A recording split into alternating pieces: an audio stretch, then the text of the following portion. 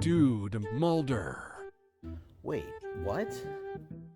My man, what's up, Scully?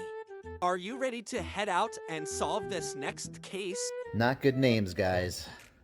Dude, come on. Those names are cool. They are pretty cool, but not for you guys. Sorry. We're gonna have to figure out new names for you. Aw, man.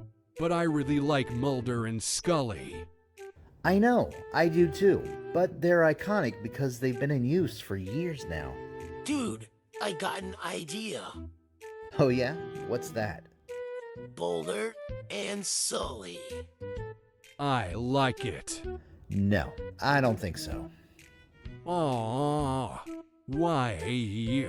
Boulder and Sully sounds too close to Mulder and Scully. It's just not gonna work. I'm sorry. So it's a negative, guys. Aww. The names are already taken. They're copyrighted and are the property of somebody else. Dude, I got another idea. Okay, I'll bite. Our first names. Okay, and what are your names exactly? We are Bert and Ernie. Okay, I'm done. Cut off the lights, guys. We're out of here.